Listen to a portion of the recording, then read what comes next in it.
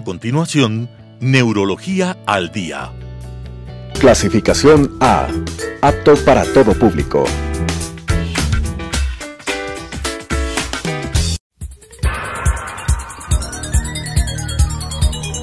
Las opiniones vertidas en este espacio por la producción y dirección del programa son de exclusiva responsabilidad de sus autores y de quienes intervienen en ellos.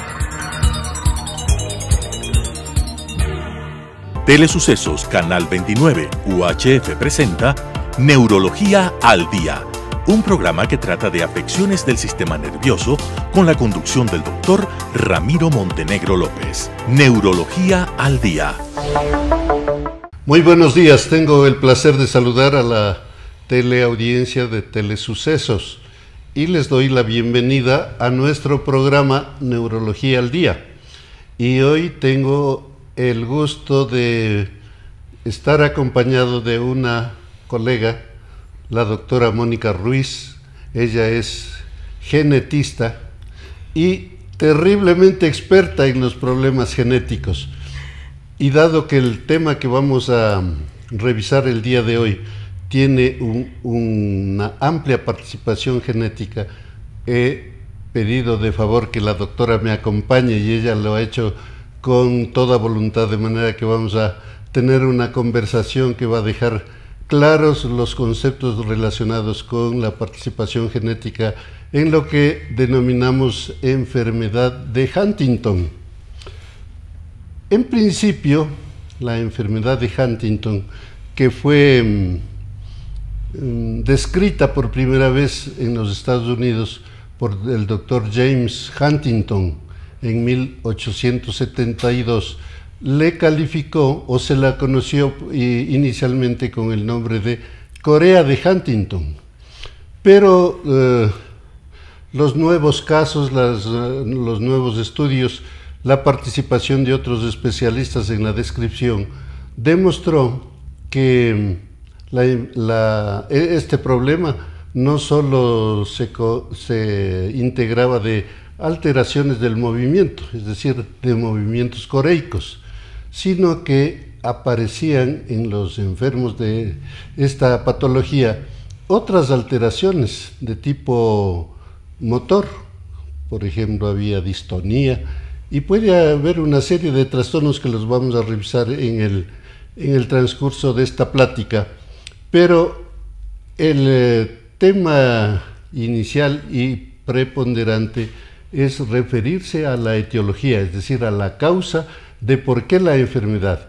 Y en este sentido voy a recurrir a los sabios conocimientos de la doctora Mónica Ruiz para que nos ilustre sobre el tema de la enfermedad de Huntington, cómo es esa participación tan importante de la genética en la producción y desarrollo de la enfermedad. Gracias. Sea bienvenida, muchas doctora. Gracias, buenos días con todos.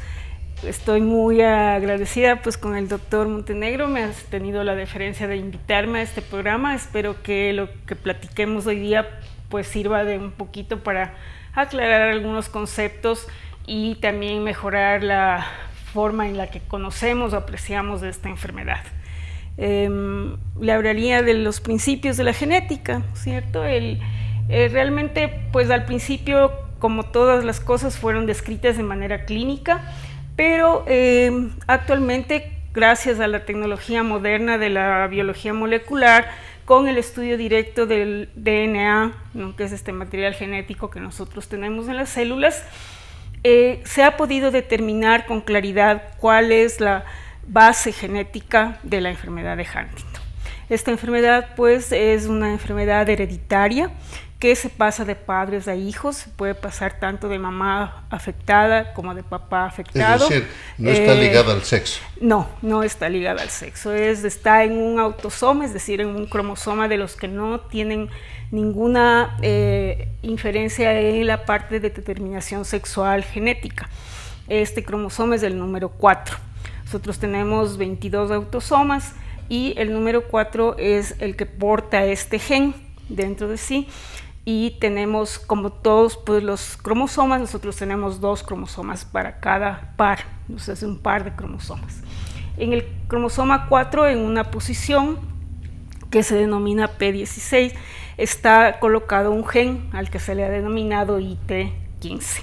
Este IT15 produce una proteína normal en todos nosotros que se denomina huntingtina. La huntingtina interviene en las actividades neuronales y también a nivel de otras actividades, sobre todo a nivel de activación de ciertos procesos dentro de la mitocondria. La mitocondria es este organelo que permite a la célula tener la energía suficiente para su trabajo básico. Por eso es que cuando esta huntingtina se altera, obviamente uno de los síntomas son síntomas neurológicos. Nosotros tenemos varios tipos de mutaciones, de cambios, de daños en el DNA, y en este caso el daño es un daño que se denomina de amplificación. En las secuencias de DNA nosotros tenemos secuencias que no se repiten nunca, pero también tenemos secuencias que se repiten como en bloques, ¿no?, que se llaman repeticiones en tándem. Entonces estas repeticiones, en este caso hay una repetición de 3 pares de bases que se va repitiendo, y en las personas normales vamos a tener estas repeticiones hasta 35 en ese segmento génico. Cada uno de estas 3 pares de bases va a codificar una glutamina, es decir, va a dar información para producir una glutamina.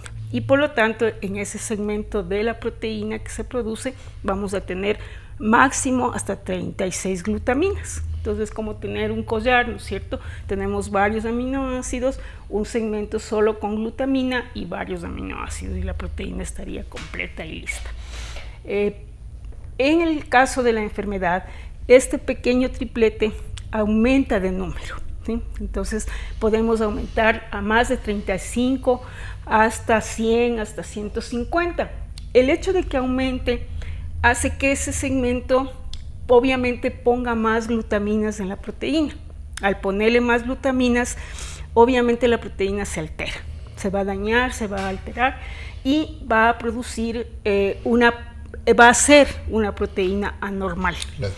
Que por lo tanto no puede ser metabolizada de manera adecuada. Entonces, cuando esta proteína es normal, está en las neuronas, se metaboliza, hace todo lo que necesita hacer la proteína, pero cuando está más grande por este exceso de glutaminas, se empieza a hacer ovillitos, ¿no?, como que estuviéramos enredando un hilo. Entonces empieza a hacer ovillos, y esos ovillos se empiezan a acumular en las neuronas. Al acumularse en las neuronas, obviamente la neurona se intoxica y se empieza a morir. Es decir, hay un reemplazo a la larga del tejido noble cerebral de las neuronas por tejido cicatrizal, exacto, por tejido glial.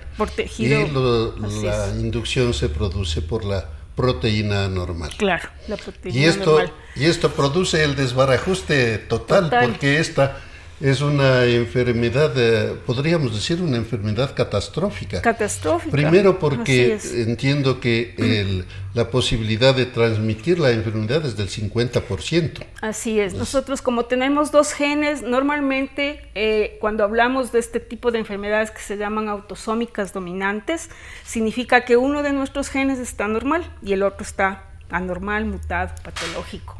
Pero nosotros como personas no podemos entonces funcionar con un gen anormal, entonces presentamos la enfermedad. Estas personas que tienen esta mutación, cada vez que hacen óvulos o espermatozoides, que podemos ser mujeres o varones, va a tener el 50% de probabilidad de pasar o el gen normal o el gen patológico, independientemente del sexo del embrión que se está formando. Es decir, que la enfermedad de Huntington obligatoriamente y siempre es de origen genético. Es de origen genético. Ahora, no siempre es heredada, ¿ya? La mayor parte de veces es heredada, quiere decir que uno de los papás tiene la enfermedad, pero otras veces hay otras familias en las que se considera una mutación nueva. Esto se llama una mutación de novo. Estas mutaciones nuevas se dan en los procesos en que el DNA se está replicando.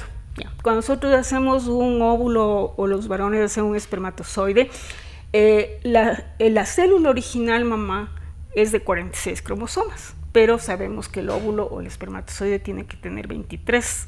Entonces, en ese proceso de división, para poder hacer la otra célula, ¿no es cierto?, tiene que replicar el DNA, tiene que copiarse. Y en esa copia el DNA produce mutaciones, se producen daños, que se llaman mutaciones espontáneas. ¿Por qué se llaman espontáneas? Porque no tienen absolutamente nada que ver con el contexto exterior, sino tienen que ver con alimentación, con lo que pensé, con lo que dije, con nada, absolutamente. Tiene que ver con un proceso propio de la célula. El momento de replicar, de copiar su DNA, se equivoca, ¿no? Entonces, hay muchas familias que tienen estas mutaciones de novo. Quiere decir que se produjo esta mutación nueva en un óvulo específico o en un espermatozoide específico que produjo a ese bebé. Pero obviamente a partir de eso va a poder empezar a pasar la mutación con el mismo 50%, es decir, como lanzarse una moneda al aire, ¿no?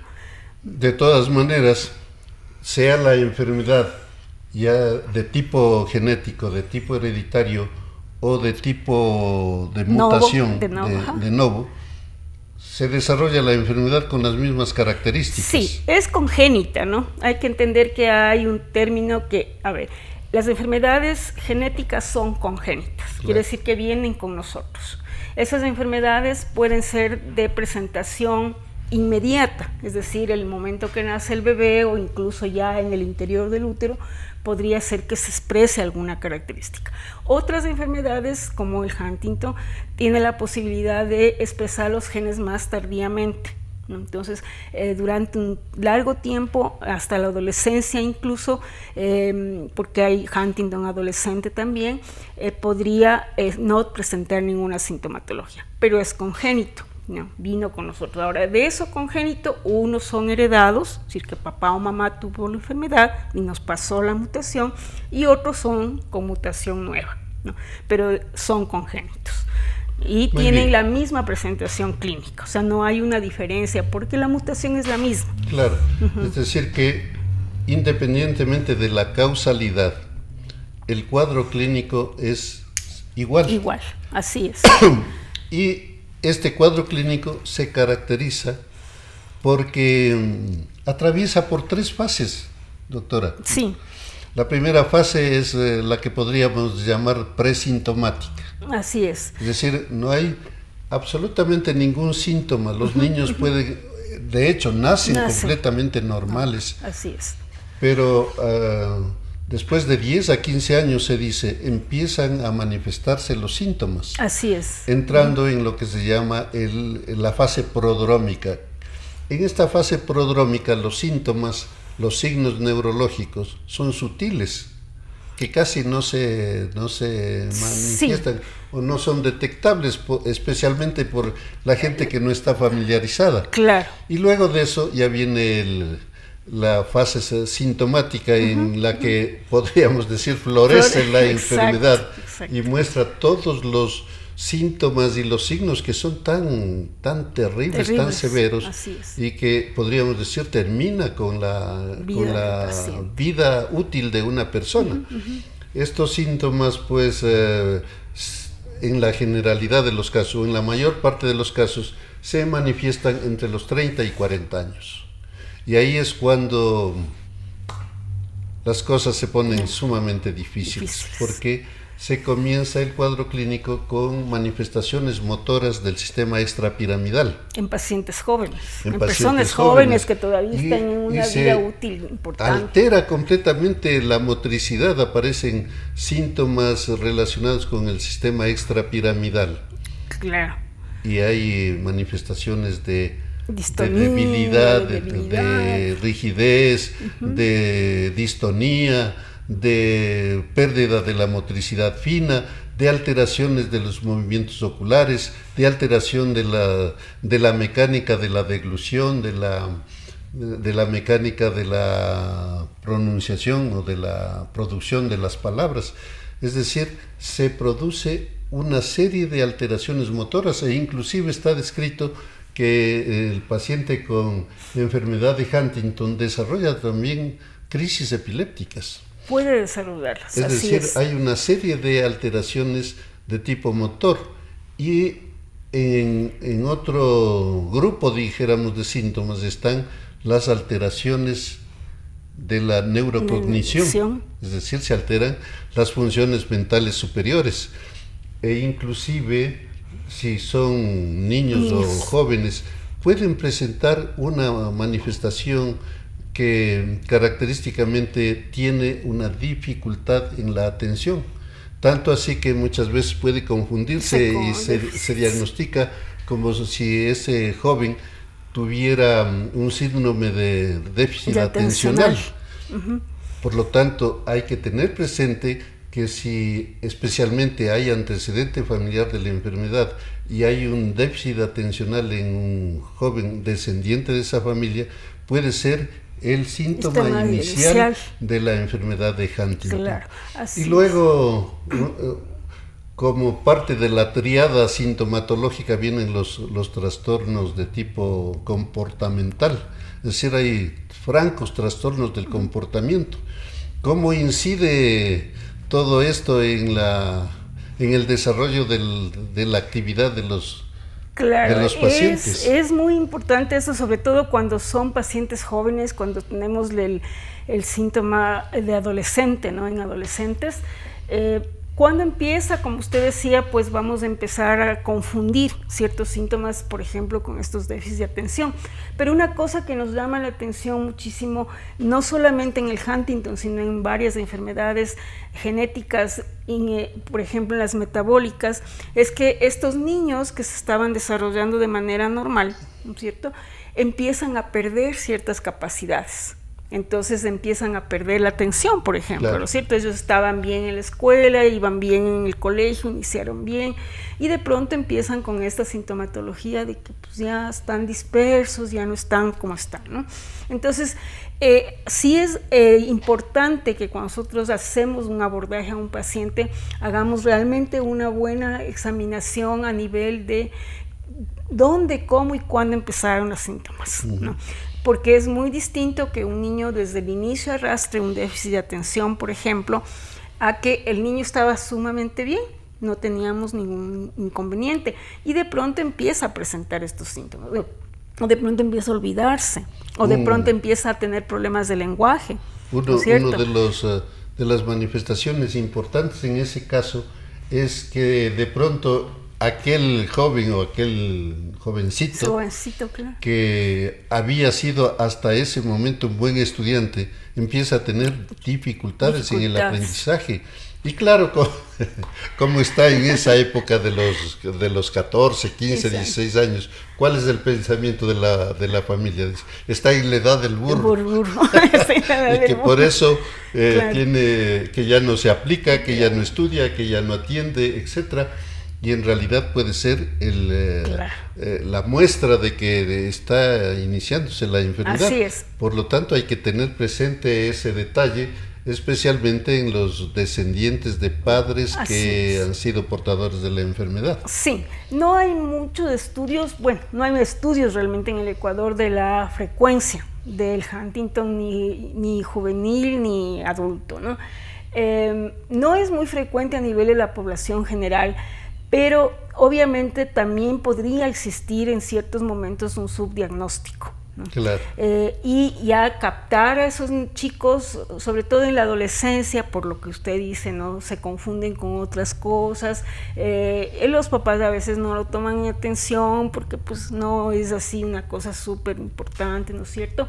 Pero ya va pasando el tiempo y obviamente los síntomas se van agravando.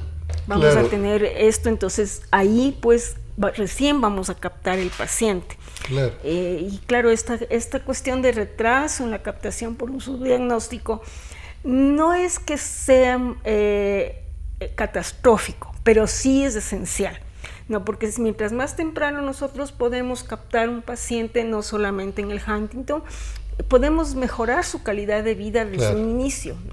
Sí, ventajosamente es una enfermedad sumamente rara.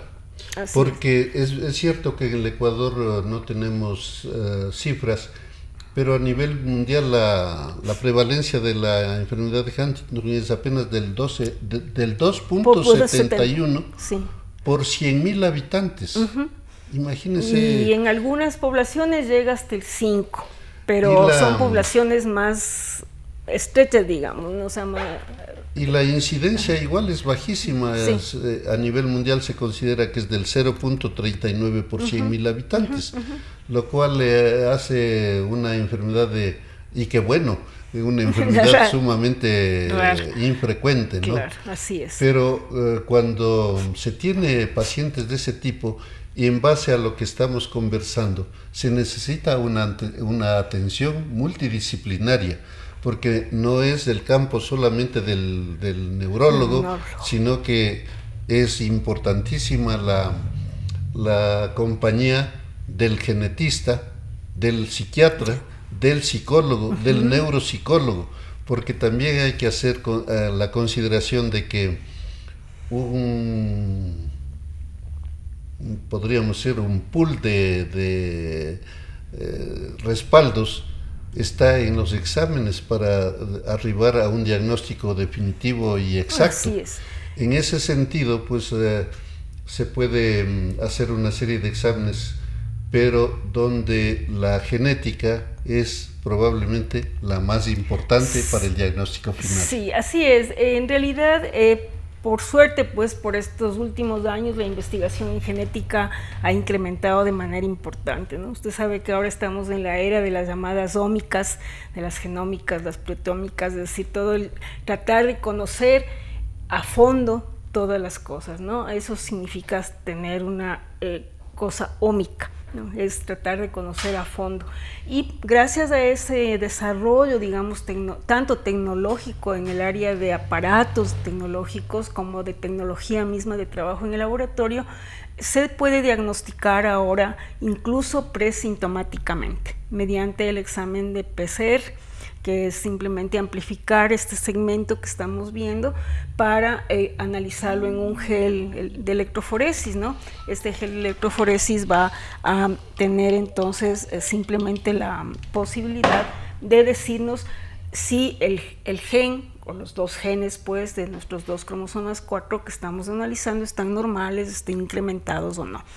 En estas enfermedades donde se amplifican estos pequeños segmentos de 3, 4 pares de bases, hay un rango ya que consideramos totalmente normal. ¿Sí? Nosotros podemos tener hasta 36 repeticiones de manera normal. Somos personas normales, compusimos una huntingtina normal, pero podemos tener también de ahí algo que se llama premutación, es decir, un aumento pero que no va a presentar sintomatología. Y luego de esa premutación viene la mutación completa. En este rango de premutación podemos ya diagnosticar a través del PCR. Perfecto. De manera que se confirma que la genética es sumamente importante. Y mire, hay un estudio muy interesante que salió del New England en el 19, donde hicieron ya un experimento con una terapia que se llama de oligonucleótidos, ¿no? Donde lo que se hace es tener un pequeño gen, meter en la célula anormal y le detiene la formación de la proteína anormal. Pues como acabamos de escuchar a la doctora, es sumamente importante el aporte de la genética y vamos a tener que seguir conversando en un próximo programa porque hay muchas otras cosas que hablar acerca de la enfermedad de Huntington. Muchas gracias, doctora. De nada, muchas gracias a ustedes, gracias. Las opiniones vertidas en este espacio por la producción y dirección del programa son de exclusiva responsabilidad de sus autores y de quienes intervienen en ellos. Telesucesos Canal 29 UHF presentó Neurología al Día, un programa que trata de afecciones del sistema nervioso con la conducción del doctor Ramiro Montenegro López. Neurología al Día.